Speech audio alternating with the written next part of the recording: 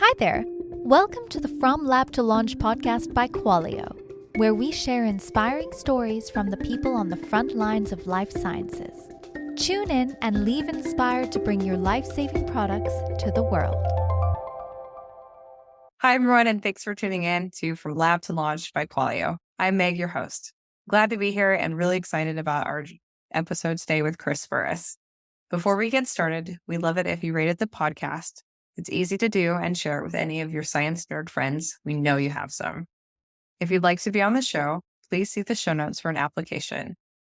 Chris Burres is the co-founder of MyVitalC, as well as the co-owner of SES Research, Inc. And he runs a podcast about SEO marketing, which is really popular. You should go check that out. We'll link to all this in the show notes. Chris is also a health expert specializing in ESS60, a Nobel Prize-winning molecule with an exceptional antioxidant properties. And he's been on numerous health and wellness podcasts sharing about how this molecule can revolutionize health and wellness. We're excited to have him on the show to get more information on the science of this molecule and his research and some of the behind the scenes of scaling up his company. Let's get to it. Welcome to From Lab to Launch, Chris. Meg, thank you so much for having me. I'm excited to share all sorts of actually new stuff, even that has been done since that bio is written. Awesome. Well, let's kick it off. Tell us a bit about your background and journey leading up to it and everything that's new since that bio I just spit out. Yeah. So, we'll start here, right? So I just finished a book. The book is called Live Longer and Better. If you're listening, I'm holding it up and it's the most unbelievably beautiful book you've ever seen. If you're listening, if you're looking, then you see it's this book right here. And all of the story that I'm about to tell is in there in kind of a lot more detail. But the whole reason I ended up in this environment is this molecule here. So again, if you're listening, imagine a soccer ball where the lines on the soccer ball represent the bonds between the carbon atoms.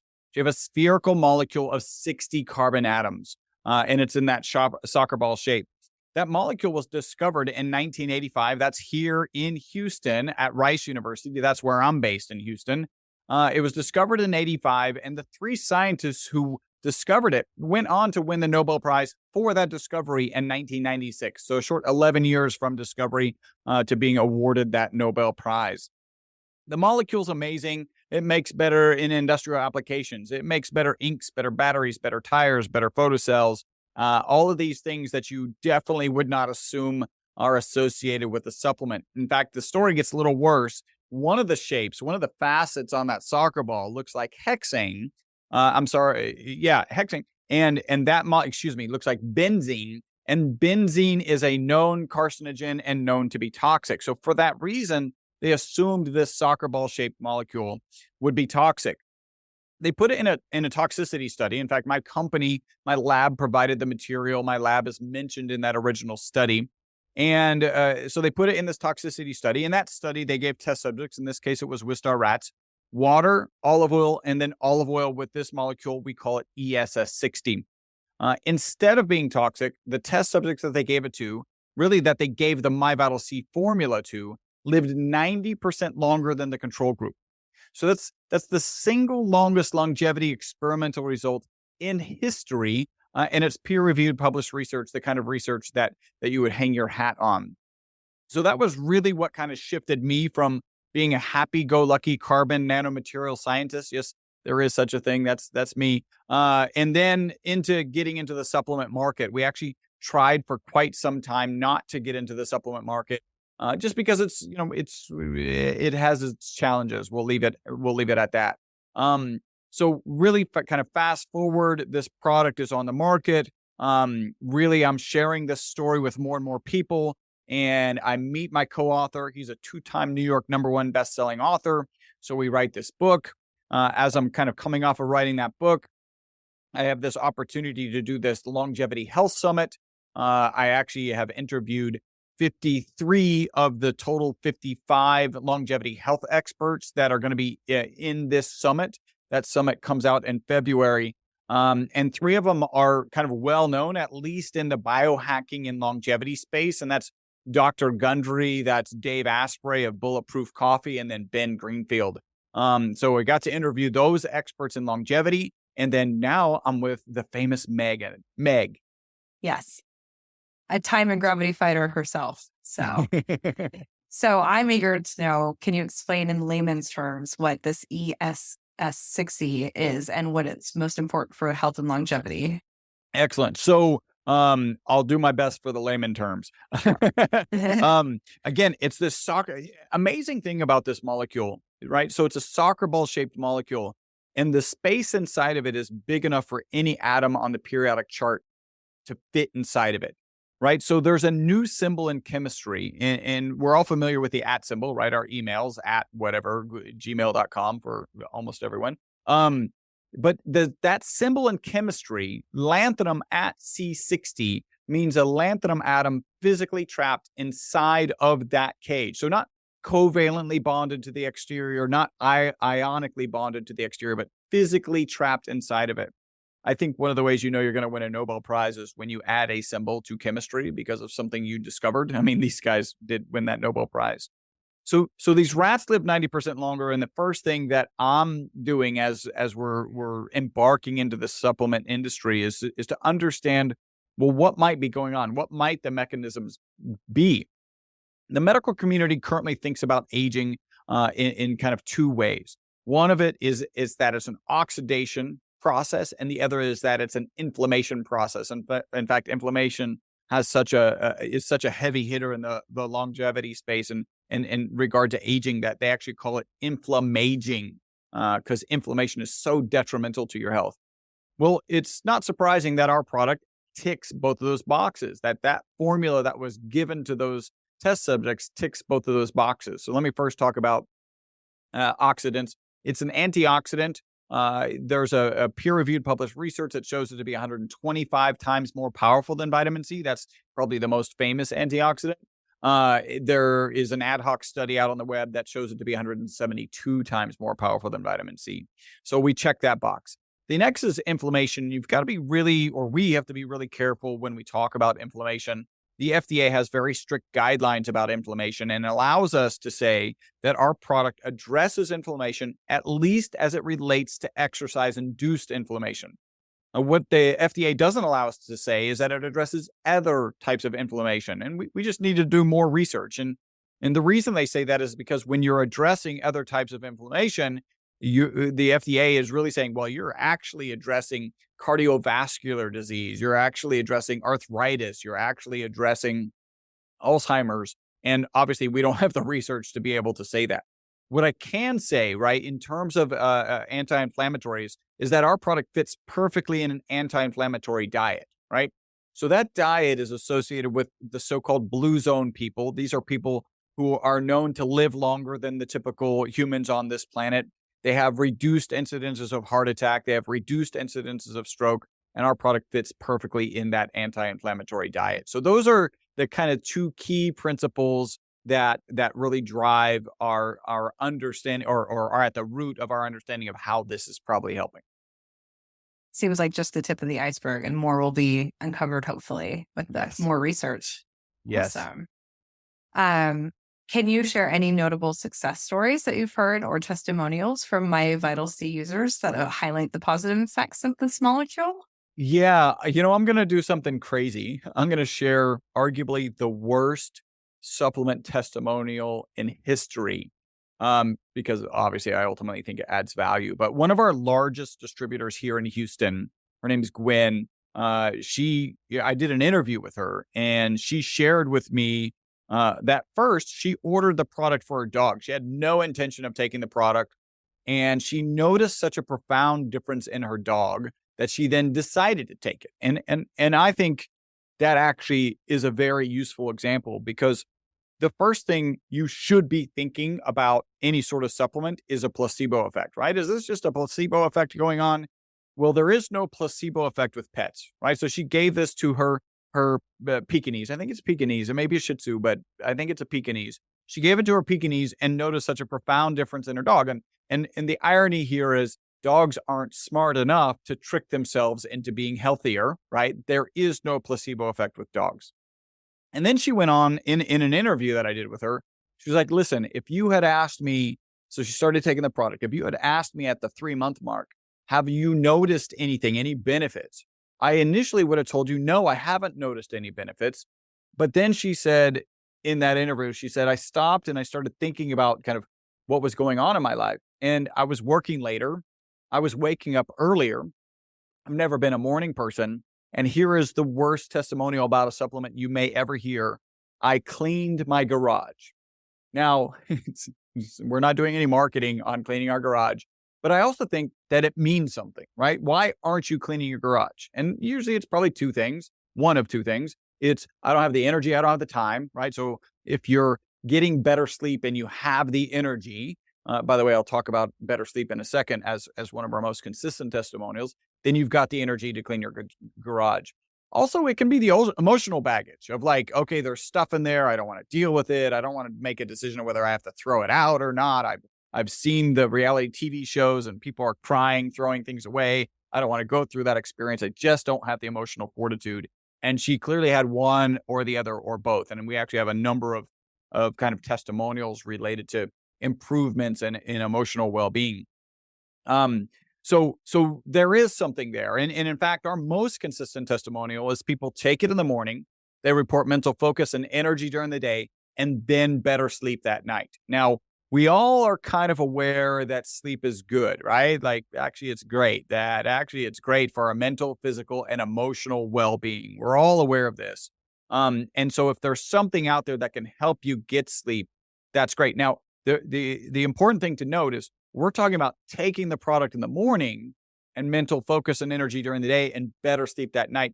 I'm not aware of other supplements that you can take in the morning to improve your sleep. I'm aware of things you can do, right? So if you wake up and you work out, you will sleep better that night. If you wake up and get exposure to the sun, your circadian rhythm will be in line with the rising and falling of the sun. You will sleep better that night. But we're very different than, there's a book by Dr. Matthew Walker. He's a Harvard educated, I think out of the UK. He's currently in University of California somewhere, probably surfing at this time. But he talks about the $2 billion sleep aid industry, right? This is the industry where they prescribe these drugs. You take them right before you go to sleep, and then you wake up ostensibly better. And really what's happening, and he describes this in his book, is that there's a chemical in our bodies called adenosine. And that adenosine increases in volume as we go throughout our day. And this chemical pressure from adenosine causes us to desire sleep. These drugs relieve that chemical pressure. So you can imagine if the previous 10 days you woke up and you still wanted sleep, and now you take this pill, the pressure of adenosine is released, and you wake up and you're like, I don't want sleep. That's got to feel real refreshing. The problem is that these are depressants, and they actually stop you from getting the REM and the NREM sleep that you actually need in order to have healthful and restorative sleep that you're supposed to be getting when you sleep. And I just point that out because it's very different. You take ours in the morning, those you end up taking at night. Interesting. So lots of positive effects, it sounds like. And happy to hear it worked out for the puppy, at least in that story. There's one happy Pekingese or Shih Tzu, and probably lots of both. Yes, good. In the past, you've shared tips on how to safely purchase high quality supplements. At Qualio, we offer quality management software, and so we are all about high quality products and processes. So it's our mission. What are things people should be on the lookout to make sure that they are purchasing quality supplements? Well, I think the unfortunate piece about supplements, and I think the FDA has done the right thing of separating supplements and nutritional supplements from medications, right? So one, you can have access to these things that are supplementing your nutrition. But one of the challenges is it doesn't have that much regulation. The reality is the FDA doesn't have the manpower, never will have the manpower to regulate all of the supplements that are on the market. So that puts you as the consumer in the situation where you've got to do your research. You've got to do the due diligence necessary. And one of the things I kind of harp on, our products are available on Amazon, but don't rely on Amazon to decide if a supplement is high quality in a supplement that you would use. I use this example. What does a 5-star review of a supplement on Amazon mean, right? So let's just take, for example, vitamin C, right? So vitamin C, a 5-star review, here's what we know it probably doesn't mean, and then there'll be some definite it doesn't mean. It probably doesn't mean that they took each pill out of it. Let's say it's a 1-gram pill and they weighed it on a scientific scale, right? Like that didn't happen. It certainly doesn't mean that they actually ground down the tablet and stuck it in an HPLC, that's a high performance liquid chromatography machine, to confirm that it was ascorbic acid. That didn't happen. Let's be realistic. They probably didn't even count the tablets, right? If it's 90 tablets and it's not empty, they didn't even bother counting the tablets. So what does a 5-star review about a supplement mean on Amazon? It's not something that you should be using to determine if you want to take that supplement. You need to be doing the legwork and understand the research behind it and understand the ethics of the company that are behind it. Like I said, we have our products on Amazon and a lot of customers like the service. Actually, we tend to deliver in 2 days, the same as Amazon, except we don't do it over the weekend. Amazon does because they're crazy. It's amazing what they can do. But that's the caution that I would. You really do need to understand the company, understand how long they've been in business. Are they a real lab? What's their motivation for being in business? I'll share this. I think that people tend to get into the supplement industry one of 2 ways. The first way is they wake up, they decide they're going to be wealthy, and they want to be wealthy with supplements. And I have no problem with people being wealthy. That's just not how I ended up here. The other is they have some sort of health concern, either for themselves or of a loved one. They've done the research, they've put together the right combination of products to make a great supplement, and they want to save the world. And hopefully it doesn't surprise you. I'm not against people saving the world. It's just not how I ended up here. I've been manufacturing this crazy soccer ball molecule since 1991. They stuck it in a toxicity study and the rats lived 90% longer. And now I'm in the supplement business. I've owned a lab since 1991. And we tried not to get into the industry and then realized, hey, we can actually bring a lot of credibility and a lot of quality to this industry. And that's why I come and share these stories with you and your audience. Right. That's very exciting. The journey of a founder is often filled with ups and downs. Since starting your companies, can you share some significant challenges or setbacks you faced and how you overcame that?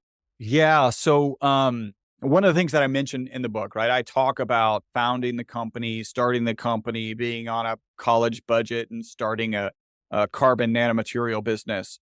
And one of the principles that I would say I tried to highlight in the book is I think it's really important to create a business plan.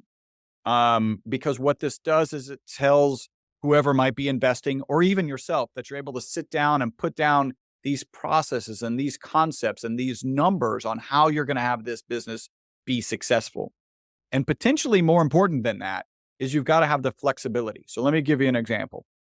At the time we were starting the company, my business partner, Robert, and I were in communication, we're in dialogue with the University of Houston, go Cougs, that's where we graduated from, with the University of Houston to actually house our company on campus. And one of the things they said is you got to have this business plan, which frankly, if they hadn't said it, we probably wouldn't have done it. And that would have been not good. We needed to do that business plan.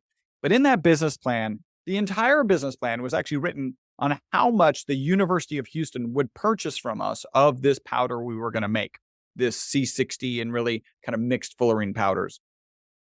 To this day, the University of Houston has not purchased 1 gram of our product, right? So yes, put the business plan together, but you also have to have the flexibility to know that it's probably, frankly, it's not going to work out that way. Like that's not what's going to happen, but it is good to have that plan so that then you have a place from which to pivot, right?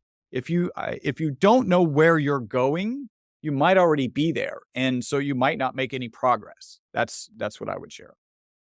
That's great insight. Appreciate that. And it's not often that I get to speak to another host of another podcast.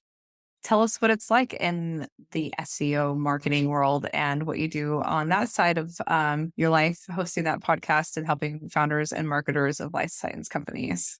Yeah, so we started that podcast back in 2009, and the intent was we're consuming information, we're constantly reading, we're constantly expanding our knowledge of search engine optimization, and how do we give back? Like, what's the process of giving back? I've always felt like you really, really understand a subject when you start to teach it. So one of those is very selfishly, how do I make sure I understand this complex digital marketing landscape better?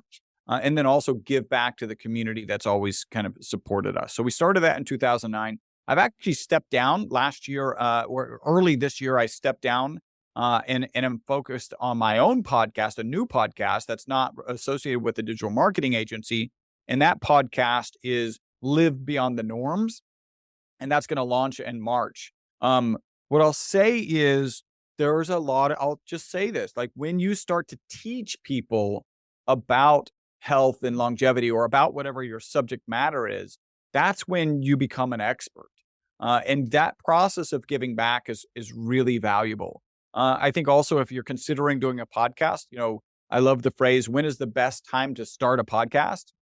It's yesterday, right? Or today, immediately. Yeah. And there's value in that because people recognize you as an expert. I think it's not as hard as a lot of people think to be an expert in a particular topic. I think it can be very hard to show that you're an expert in a topic, to convince other people that you're an expert in a particular topic. And a podcast is a way to do that, right?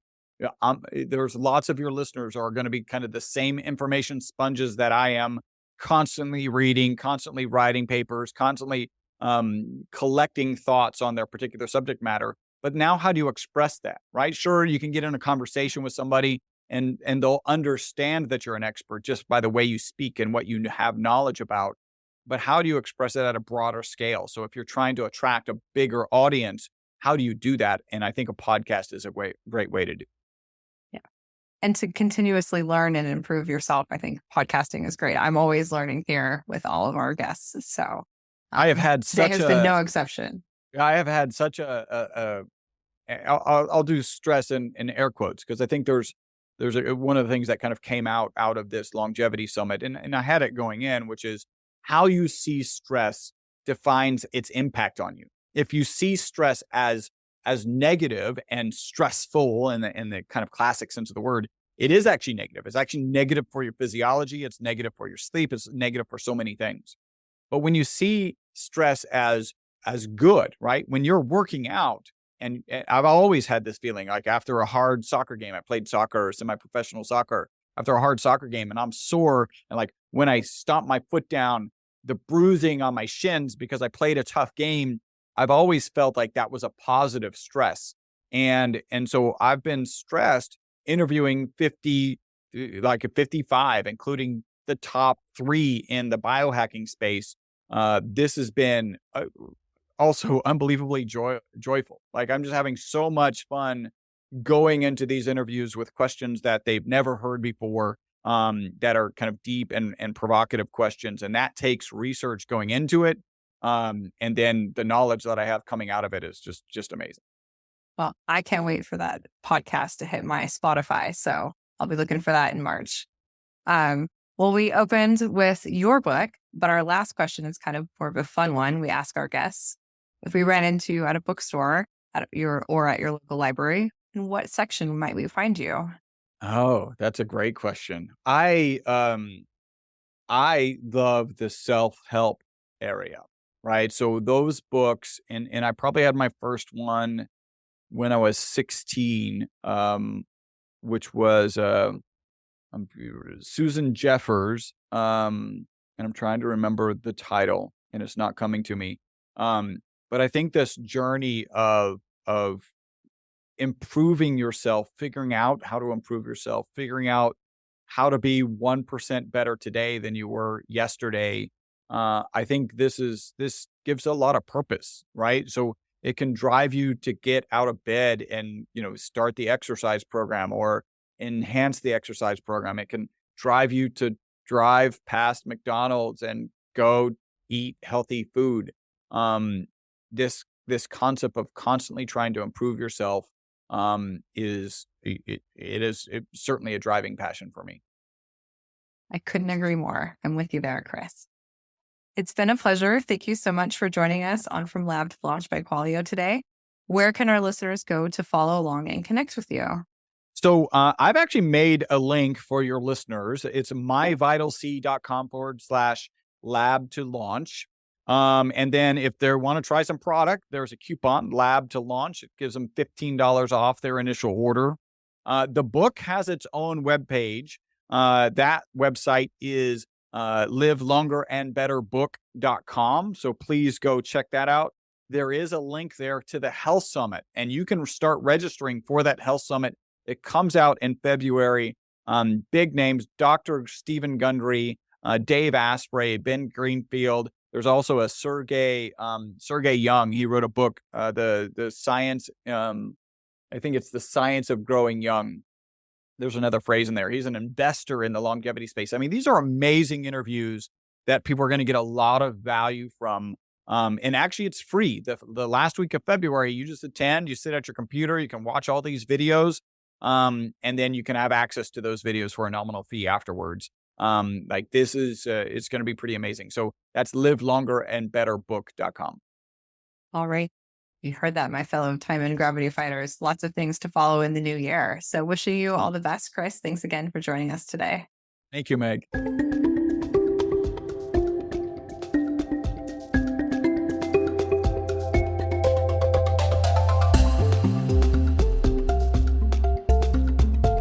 Thank you for listening to this week's episode of From Lab to Launch, brought to you by Qualio.